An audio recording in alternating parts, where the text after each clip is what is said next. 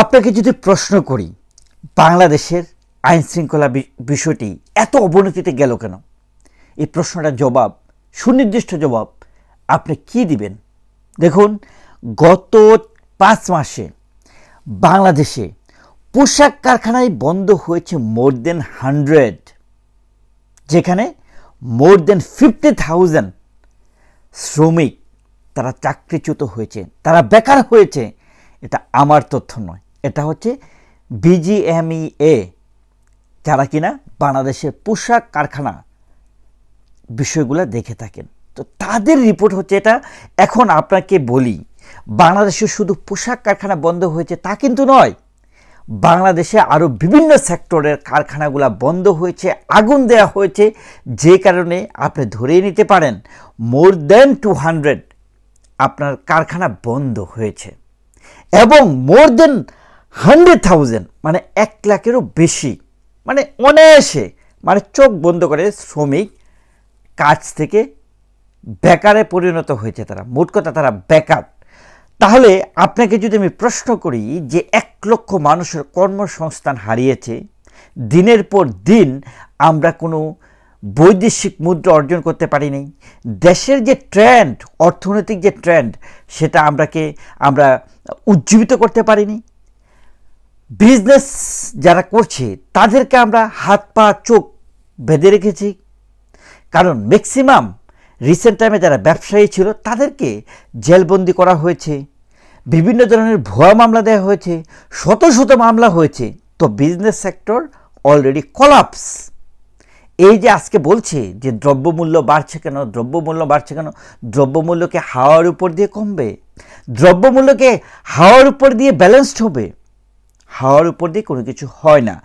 একটা জিনিস মনে রাখবেন, দেশের অবস্থানটা একটা বিষয়ের উপর নির্ভর করে না, একটার সাথে আরেকটা ইন্টারকানেক্টেড, ইন্টারলিঙ্কড। সো আপনি যদি মনে করেন মোর দেন 200 কারখানা বন্ধ হয়ে যাবে, লক্ষ শ্রমিকের কর্মজীবন থেকে তারা বিচ্যুত হবে, বেকার হয়ে যাবে, তারা ঘরে বসে থাকবে।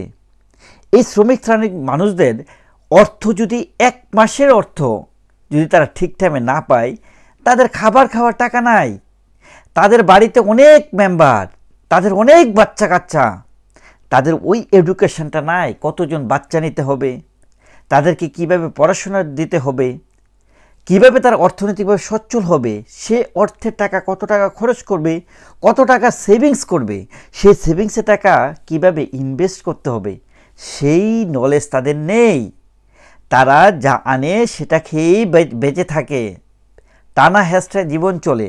আজকে আপনারা 1 লক্ষ শ্রমিকের কর্মসংস্থান আপনারা কি করলেন? তাদের থেকে কর্মসংস্থান বিচ্যুতি ঘটালেন। আপনারা বেছে বেছে বেছে বেছে আওয়ামী লীগ বা তাদের সাথে সম্পৃক্ত ব্যবসায়ীদেরকে ধ্বংস করার জন্য তাদের কারখানাগুলোকে বন্ধ করে দিলেন, পুড়িয়ে দিলেন, জ্বালিয়ে দিলেন, মানুষ হত্যা করলেন। এখন কি হলো?